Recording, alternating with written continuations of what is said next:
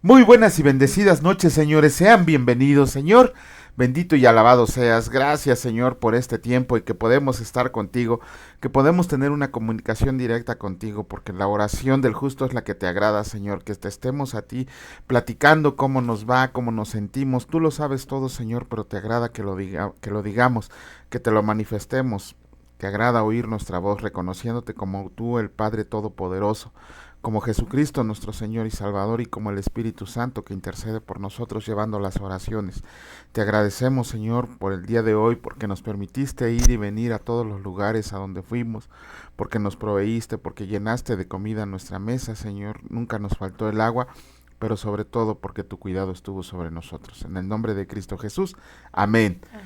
Muy buenas noches. Buenas noches, Albita. Buenas Buenas noches. noches, doña Rosario. Bueno, vamos a comenzar con la lectura el día de hoy. Hoy nos toca tres capítulos de Ezequiel, cortitos, cortitos, siempre estoy yo espantándolos con que vamos a leer media Biblia, ¿no? No, vamos a leer tres capítulos del libro de Ezequiel. Comenzamos con el capítulo 17 y escrito está del libro de Ezequiel. Parábola de las águilas y la vid. Vino a mí palabra del Señor diciendo: Hijo de hombre, propone una figura y compone una parábola a la casa de Israel, y dirás: Así ha dicho Dios el Señor. Una gran águila de grandes alas y de largos miembros, llena de plumas de diversos colores, vino al Líbano y tomó el cogollo del cedro, arrancó el principal de sus renuevos y lo llevó a tierra de mercaderes y lo puso en una ciudad de comerciantes. Tomó también de la simiente de la tierra y la puso en un campo bueno para sembrar, la plantó junto a aguas abundantes, la puso como un sauce y brotó. Y se hizo una vid de mucho ramaje, de poca altura, y sus ramas miraban al águila, y sus raíces estaban debajo de ellas. Así que se hizo una vid y arrojó sarmientos y echó mugrones. Había también otra gran águila, de grandes alas y de muchas plumas. Y he aquí que esta vid juntó cerca de ella sus raíces, y extendió hacia ella sus ramas, para ser regada por ella por los surcos de su plantío. En un buen campo, junto a muchas aguas, fue plantada, para que hiciera ramas y diera fruto, y para que fuera vid robusta. Diles: Así ha dicho Dios el Señor: ¿será prosperada? ¿No arrancará sus raíces y destruirá su fruto y se secará? Todas sus hojas lozanas se secarán, y eso sin gran poder ni mucha gente para arrancarla de sus raíces. He aquí está plantada. ¿Será prosperada? ¿No se secará del todo cuando el viento solano la toque? En los surcos de su verdor se secará. Y vino a mí palabra del Señor diciendo: Di ahora a la casa rebelde: ¿no han entendido qué significan estas cosas? Diles: He aquí que el rey de Babilonia vino a Jerusalén, y tomó a tu rey y a sus príncipes, y los llevó consigo a Babilonia. Tomó también a uno de la descendencia real, e hizo pacto con él, y le hizo prestar juramento, y se llevó consigo a los poderosos de la tierra, para que el reino fuera abatido, y no se levantara, a fin de que guardando el pacto permaneciera en pie. Pero se rebeló contra él, enviando embajadores a Egipto, para que le diera caballos y mucha gente. ¿Será prosperado? ¿Escapará del que estas cosas hizo? ¿El que rompió el pacto podrá escapar? Vivo yo, dice Dios el Señor, que morirá en medio de Babilonia, en el lugar donde habita el rey que le hizo reinar, cuyo juramento menospreció y cuyo pacto hecho con él rompió. Y ni con gran ejército ni con mucha compañía hará Faraón nada por él en la batalla, cuando se levanten vallados y se edifiquen torres para cortar muchas vidas, por cuanto menospreció el juramento y quebrantó el pacto, cuando he aquí que había dado su mano y ha hecho todas estas cosas, no escapará. Por tanto, así ha dicho Dios el Señor: Vivo yo, que el juramento mío que menospreció y mi pacto que ha quebrantado, lo traeré sobre su misma cabeza. Extenderé sobre él mi red y será preso en mi lazo, y lo haré venir a Babilonia, y ahí entraré en juicio con él por su prevaricación con que contra mí se ha rebelado. Y todos sus fugitivos con todas sus tropas caerán a espada, y los que queden serán esparcidos a todos los vientos, y sabrán que yo el Señor he hablado. Así ha dicho Dios el Señor: Tomaré yo del cogollo de aquel alto cedro y lo plantaré, del principal de sus renuevos cortaré un tallo y lo plantaré sobre el monte alto y sublime. En el monte alto de Israel lo plantaré, y alzará ramas y dará fruto, y se hará magnífico cedro, y habitarán debajo de él todas las aves de toda especie, a la sombra de sus ramas habitarán, y sabrán todos los árboles del campo, que yo el Señor abatí el árbol sublime, levanté el árbol bajo, hice secar el árbol verde, e hice reverdecer el árbol seco. Yo, el Señor, he dicho, y lo haré. Comenzamos con la lectura del capítulo 18 del libro de Ezequiel, y escrito está: el alma que peque morirá. Vino a mí palabra del Señor diciendo: ¿qué piensan ustedes, los que usan este refrán sobre la tierra de Israel, que dice: los padres comieron las uvas agrias y los dientes de los hijos tienen la dentera? Vivo yo, dice Dios el Señor, que nunca más tendrán por qué usar este refrán en Israel. He aquí que todas las almas son mías, como el alma del Padre, así el alma del Hijo es mía. El alma que peque, esa morirá. Y el hombre que fuera justo e hiciera según el derecho y la justicia, que no comiera sobre los montes, ni alzara sus ojos a los ídolos de la casa de Israel, ni viole la mujer de su prójimo, ni se llegue a la mujer menstruosa, ni oprima a ninguno, que al deudor devolviera su prenda, que no cometa robo, y que dé su pan al hambriento, y cubra al desnudo con vestido, que no preste interés ni tome usura, que de la maldad retraiga su mano, y haga juicio verdadero entre hombre y hombre. En mis ordenanzas caminará, y guardará mis decretos para hacer rectamente. Este es justo, este vivirá, dice Dios el Señor. Mas si engendra hijo ladrón, derramador de sangre, o que haga alguna cosa de estas, y que no haga las otras, sino que coma sobre los montes, o viole a la mujer de su prójimo, al pobre y menesteroso oprima, cometa robos, no devuelva la prenda, o alce sus ojos a los ídolos, e hiciera abominación, preste a interés y tome usura, ¿vivirá éste? No vivirá. Todas estas abominaciones hizo. De cierto morirá, su sangre será sobre él. Pero si éste engendra hijo, el cual ve todos los pecados que su padre hizo, y viéndolos no haga según ellos, no coma sobre los montes, ni alce sus ojos a los ídolos de la casa de Israel, la mujer de su prójimo no viole, ni oprima a nadie, la prenda que retenga, la prenda no retenga, ni cometa robos, al hambriento diera su pan, y cubra con vestido al desnudo, aparte su mano del pobre, interés y osura no reciba, guarde mis decretos y ande en mis ordenanzas, éste no morirá por la maldad de su padre, de cierto vivirá. Su padre, por cuanto hizo agravio, despojó violentamente al hermano, e hizo en medio de su pueblo lo que no es bueno, he aquí que él morirá por su maldad. Y si dijeras, ¿por qué el hijo no llevará el pecado de su padre? Porque el hijo hizo según el derecho y la justicia, guardó todos mis estatutos y los cumplió, de cierto vivirá. El alma que peque, esa morirá. El hijo no llevará el pecado del padre, ni el padre llevará el pecado del hijo. La justicia del justo será sobre él, y la impiedad del impío será sobre él. El camino de Dios es justo, mas el impío, si se aparta de todos sus pecados que hizo, y guarda todos mis estatutos, y haga según el derecho y la justicia, de cierto vivirá, no morirá. Todas las transgresiones que cometió no le serán recordadas, en su justicia que hizo vivirá. Quiero yo la muerte del impío, dice Dios el Señor. No vivirá si se aparta de sus caminos. Mas si el justo se aparta de su justicia y comete maldad, y haga conforme a todas las abominaciones que el impío hizo, ¿vivirá él? Ninguna de las justicias que hizo le serán tenidas en cuenta. Por su rebelión con que prevaricó, y por el pecado que cometió, por ello vivirá. Por ello morirá. Perdón. Y si dijeras, no es recto el camino del Señor, oigan ahora, casa de Israel, no es recto mi camino, no son sus caminos torcidos, apartándose el justo de su justicia y haciendo iniquidad, él morirá por ello, por la iniquidad que hizo morirá. Y apartándose el impío de su impiedad que hizo, y haciendo según el derecho y la justicia, hará vivir su alma, porque miró y se apartó de todas sus transgresiones que había cometido, de cierto vivirá, no morirá.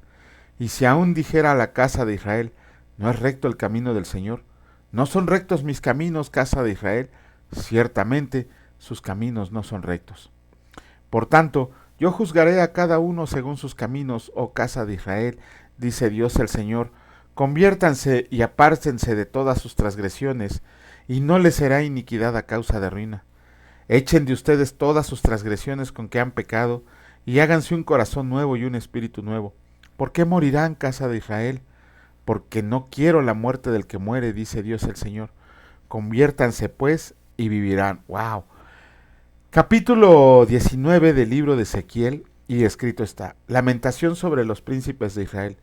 Y tú, levanta endechas sobre los príncipes de Israel. Dirás: ¿cómo se echó entre los leones tu madre la leona? Entre los leoncillos crió sus cachorros, e hizo subir a uno de sus cachorros. Vino a ser leoncillo y aprendió a arrebatar la presa y a devorar hombres.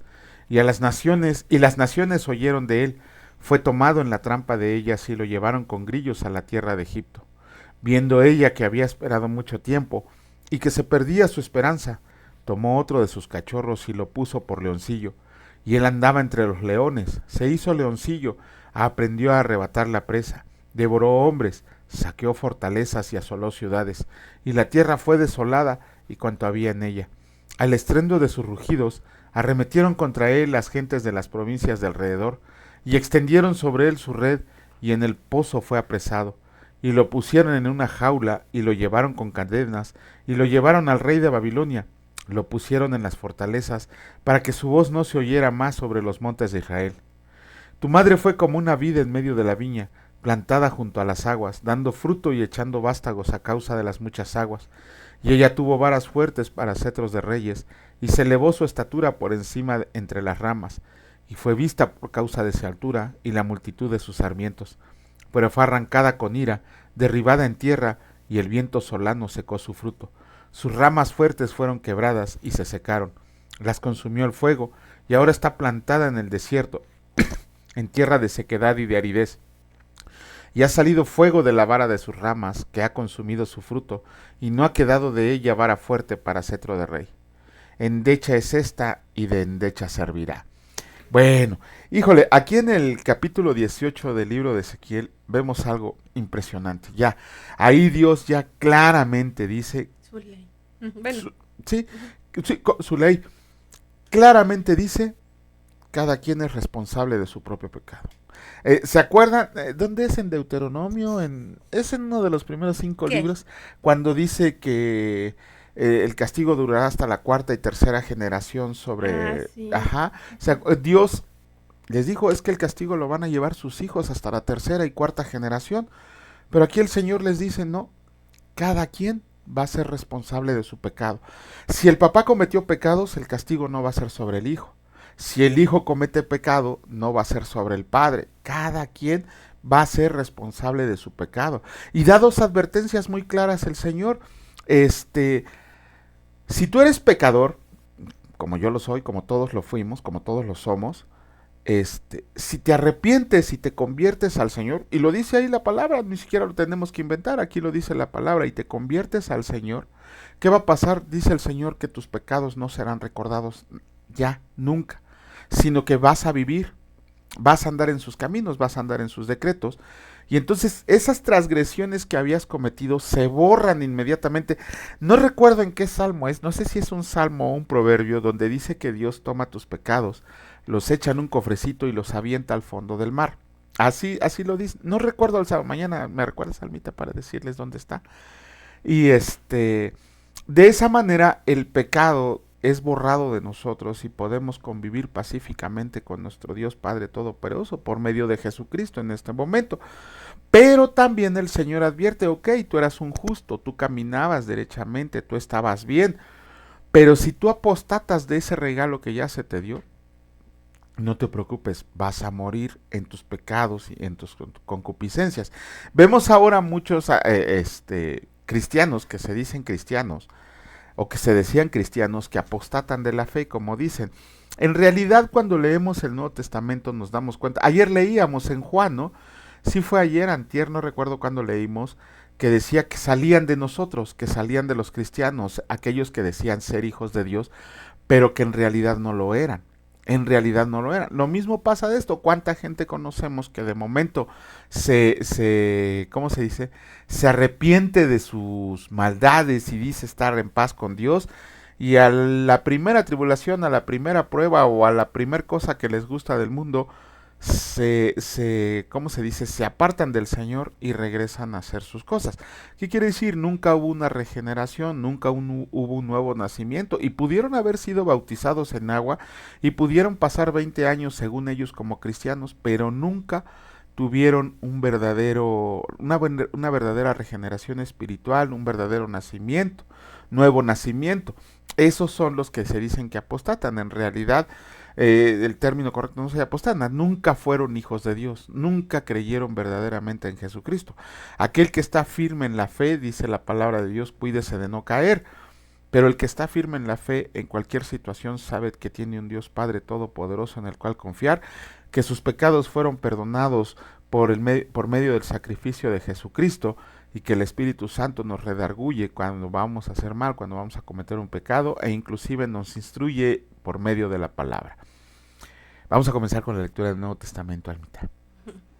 Sí, nada más para añadir a esto que estamos leyendo, si bien cada quien es responsable de su propio pecado, sí hay que ver sobre las consecuencias que trae el pecado a la familia. Eso es otra cosa. La responsabilidad de cometer un pecado, evidentemente, pues el que tiene que arrepentirse, o la persona que tiene que arrepentirse, pues soy yo, la que está cometiendo el pecado. Confesarlo ante el Señor y decir, Señor, pues he hecho mal, frente a ti y contra ti he pecado, y pedir el perdón y la guianza para no seguir cometiendo ese pecado. Sin embargo, las consecuencias de ese pecado, de lo que llegamos, por supuesto que abarcan a las familias. No es que ellos tengan que pagar por ese pecado, porque al final de cuentas, pues la responsabilidad de cuidar, la responsabilidad, pues el Señor me la va a demandar a mí, porque si a mí me entregó una familia, a mí me entregó un hijo, a mí me entregó una madre, a mí me entregó un esposo para hacer su ayuda idónea, una hija para ser su autoridad y para guiarla. Si a mí me entregó una madre para honrarla y pues sí, para honrarla como dice su mandamiento, y no lo hago, pues eso lo va a demandar de mí. Sin embargo, la consecuencia de que yo no haga lo que el Señor me demanda, obviamente afecta a mi familia, evidentemente afecta a mis generaciones, porque van aprendiendo de lo que la familia no aprende de lo que predicas, la familia no aprende de lo que uno dice, de la familia no aprende de lo que uno está repitiendo como merolico. La familia aprende, ve de lo que ve de nosotros, del comportamiento de cada uno de nosotros, y es ahí donde ahí es donde el Señor nos redarguye, la palabra nos redarguye. ¿Qué es redarguir? Acuérdense que redarguir es confrontar, y la palabra es donde nos confronta. Sí, el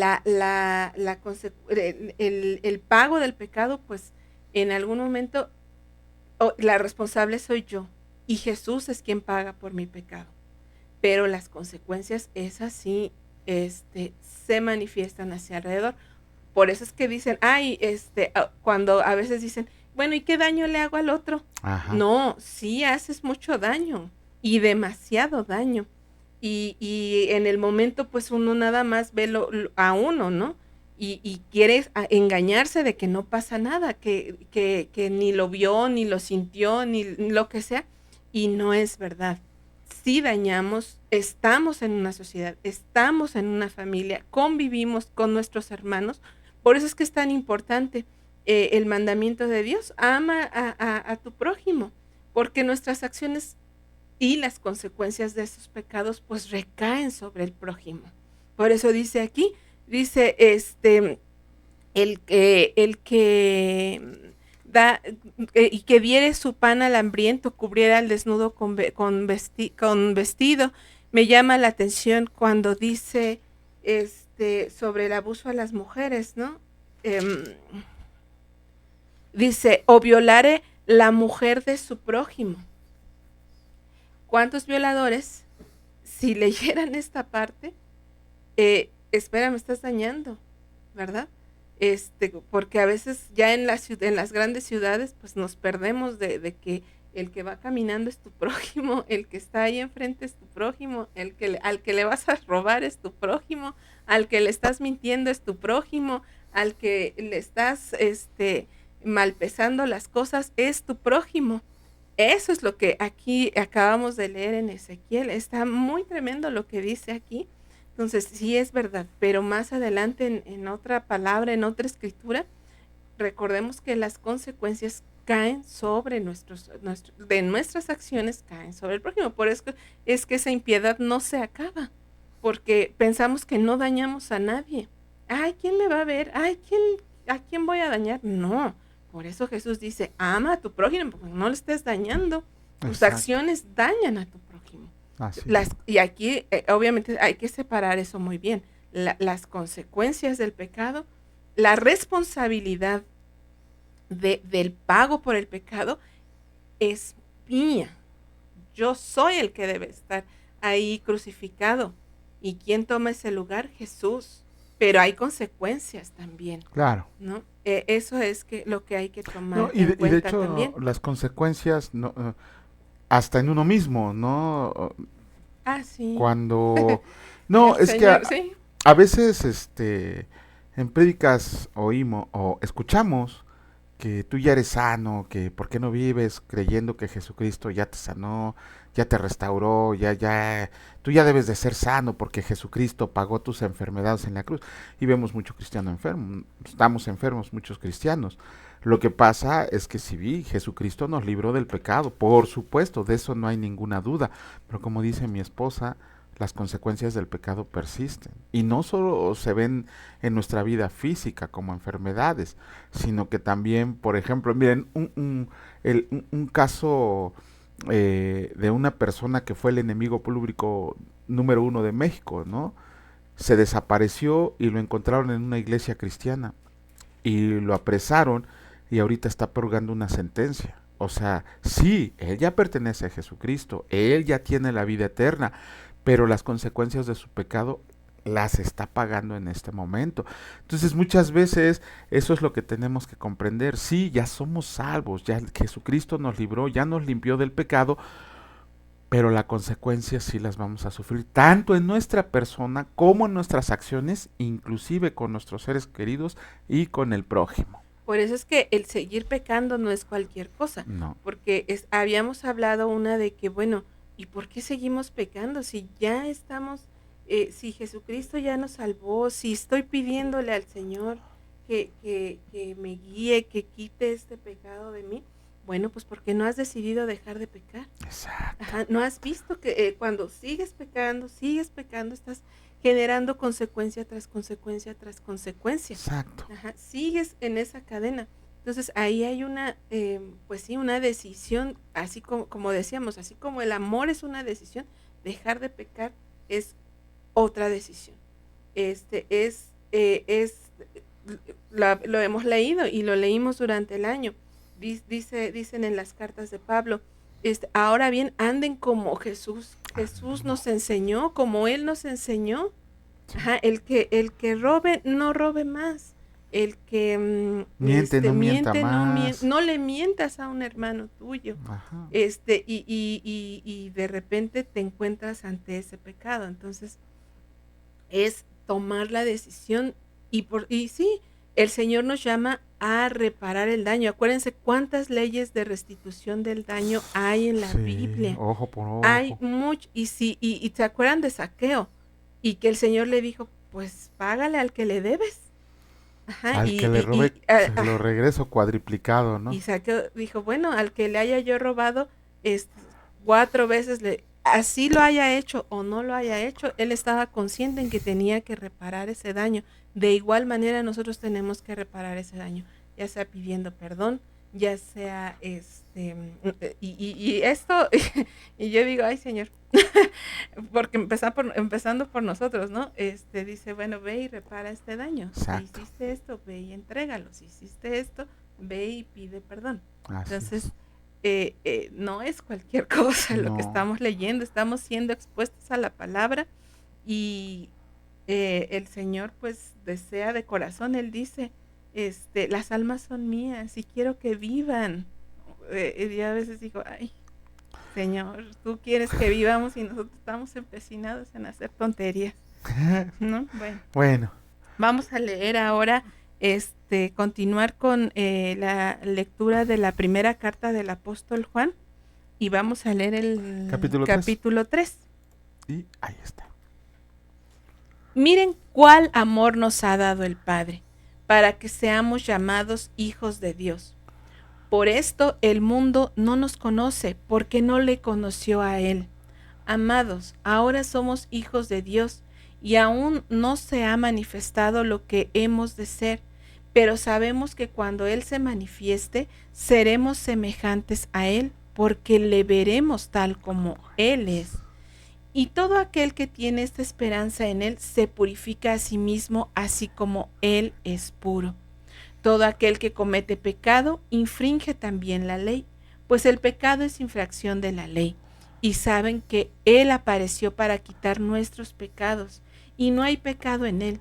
Todo aquel que permanece en Él no peca. Todo aquel que peca no le ha visto ni le ha conocido. Hijitos, nadie los engañe. El que hace justicia es justo, como Él es justo. El que practica el pecado es del diablo, porque el diablo peca desde el principio. Para esto apareció el Hijo de Dios, para deshacer las obras del diablo. Todo aquel que es nacido de Dios no practica el pecado, porque la simiente de Dios permanece en él y no puede pecar porque es nacido de Dios. En esto se manifiestan los hijos de Dios y los hijos del diablo. Todo aquel que no hace justicia y que no ama a su hermano no es de Dios. Porque este es el mensaje que han oído desde el principio, que nos amemos unos a otros, no como Caín, que era del maligno y mató a su hermano. ¿Y por qué causa le mató? Porque sus obras eran malas y las de su hermano justas. Hermanos míos, no se extrañen si el mundo los aborrece. Nosotros sabemos que hemos pasado de muerte a vida, en que amamos a los hermanos. El que no ama a su hermano permanece en muerte.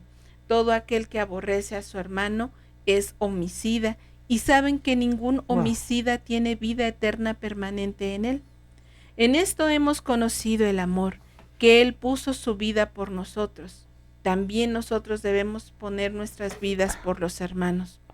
Pero el que tiene bienes de este mundo y ve a su hermano tener necesidad y cierra contra él su corazón, ¿cómo mora el amor de Dios en él? Hijitos míos, no amemos de palabra ni de lengua, sino de hecho y en verdad. Y en esto conocemos que somos de la verdad y aseguraremos nuestros corazones delante de Él. Pues si nuestro corazón nos reprende, mayor que nuestro corazón es Dios, y Él sabe todas las cosas. Amados, si nuestro corazón no nos reprende, confianza tenemos en Dios, y cualquiera cosa que pidiéramos, la recibiremos de Él. Porque guardamos sus mandamientos y hacemos las cosas que son agradables delante de Él. Y este es su mandamiento, que creamos en el nombre de su Hijo Jesucristo y nos amemos unos a otros como nos lo ha mandado. Y el que guarda sus mandamientos permanece en Dios y Dios en él. Y en esto sabemos que Él permanece en nosotros por el Espíritu que nos ha dado. Wow. Ya se acabó. Ya se acabó la 3. Ahora sabemos por qué es el discípulo amado, ¿verdad? Sí. Porque percibió tanto amor de Jesús. Cambia su... ¿Se acuerdan cuando quería quemar a cuando quería hacer caer fuego del cielo? Ah, Juan y Santiago, ¿no? Recuerdan que en una ocasión no lo recibieron y él... pues es Juan. Juan. Juan, el que ahora dice hijitos, el que ahora dice amados, hermanos. El que ahora dice hermanos, el que dice amémonos unos a otros como Él nos amó, y en esto conocemos en que Él dio su vida por nosotros. En esto conocemos el amor en que Él dio su vida por nosotros. Juan, el que está diciendo todas estas bellezas, por obra del Espíritu, es el Es el mismo Juan que cuando una vez se enojó porque no quisieron oír a su maestro, dijo, ¿quieres que hagamos caer fuego del cielo ahorita mismo, Señor? Imagínense cómo estaba de Para eso sí enojado, ¿no? tenían fe. Entonces, vemos ahí la transformación que Jesús hace, el cómo el discípulo amado llega a entender tan claramente el amor de Jesús. Y de repente, cuando yo empezaba a caminar en la fe, yo oía unas tonterías y que yo me las llegué a creer. Bueno, no a creer, sino como que me causaban como, Como que ¿será? te querían convencer más bien. Sí, recuerdo mucho que leía de esos programas, veía de esos programas como de History, como de, Ah, ya, sí. em, de esos programas que quieren esculcarle a las escrituras fuera de las escrituras y decían que el discípulo amado no era Juan. Juan, sino que era María Magdalena, porque cómo era posible que un hombre hubiera recargado Su su cabecita. cabecita sí, Sí, por recargarnos. en el pecho del maestro. Así. Y decían sí que si Ah, no se se le ve. reconocía como discípulo amado, pues es porque era una mujer. Ah, Pero cuando leemos ya las cartas y vemos la expresión, dices, ah, no, ya entendí por qué es el discípulo amado, porque hay diferentes tipos de amor, porque el amor que él nos habla es de un amor más grande que el amor eros, que es el de atracción entre hombre y mujer. Es un amor ágape, el que le llama agapao o ágape, que le dicen en griego, los eruditos que saben griego. Pero aquí me queda muy claro que toda su carta, pues en qué se ha centrado, en permanecer en el amor, porque Él nos enseñó a amarnos los unos a los otros, que nada tiene que ver con esas ideas locas de que Juan era una mujer, o que era Magdalena, o que quién sabe qué tantas cosas se dicen en esos videos. Las tonterías. Bueno, o sea, los comparto nada más como lo que a mí me pasó, pero sobre todo haciendo hincapié en que esto nos está hablando Juan, del amor, de lo que realmente es el amor y qué es permanecer en Jesús. Porque lo hemos visto en su evangelio, lo hemos visto aquí. ¿Qué es permanecer en Jesús? ¿A qué le llamas permanecer en Jesús? Ajá, y si permaneces en Jesús, pues eres de Dios, ¿verdad? Es lo que dice. Bueno, pues de mi parte, yo les digo que sigamos leyendo, compártanos lo que a ustedes también les haya hablado en la escritura, lo que hayan visto, lo que resalten en lo que estamos leyendo, lo que les llame la atención. Compartámoslo para los que estamos viendo y que estamos siguiendo esta lectura. Y Dios mediante, el día de mañana seguimos con esta bellísima carta. Y recuerden siempre tener su Biblia a la mano, ir subrayando, eso ayuda mucho. Y sobre todo, pues que guarde, y como guarde Dios estas palabras en nuestro corazón, para nuestro entendimiento diario. En cuanto cerramos la Biblia y nos paramos, pues que esas palabras entren en que no queden como lectura. Ajá, que no queden como, ay, leí un buen libro hoy, ¿no? Sino, aquí lo acabamos de leer, ¿no? En Ezequiel, aquí, ajá, en aquí, el corazón. que queden aquí. Que queden ahí, se sellen ahí y pues que el Señor siga haciendo su obra. Así es. Como Él lo prometió. Bueno, 2 datitos técnicos nada más para cerrar el día de hoy. A veces preguntamos qué es pecado, ¿no? ¿Cuál es la definición de pecado? Sí, ahí andamos buscando en libros, en comentarios, no. en diccionarios, en internet. Yo nomás me sabía los 7 pecados y eso medio me lo sabía. ¿Se acuerdan los 7 pecados capitales que nos enseñaron en alguna doctrina? Los veniales, los mortales, bueno. Yo nomás decía, no, pues yo no hago nada de eso. No, pero aquí está lo que es el pecado. Así, sin tantos pavientos, sin tantas broncas, sin tantas cosas, dice Juan, el pecado es infracción de la ley. Ya, no le busquen más. Ajá.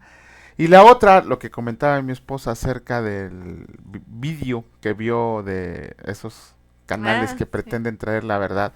Pues es una verdad manipulada. Recuerden que estamos en el mundo. Si de verdad quieren conocer, lean los escritos bíblicos donde dice que María Magdalena era una mujer de Magdala. La palabra dice que de ella se echaron fuera 7 demonios, nada más, pero también menciona que ella mantenía el ministerio de Jesucristo y los apóstoles. Por tanto, era una mujer rica, viuda, con una empresa de navíos en la ciudad de Magdala. Pero pues eso ya investiguenlo, ya con problemas tenemos como estar dando ahí, investiguenlo y van a ver que eso que dicen que de María Magdalena y Jesucristo es una vil y asquerosa mentira.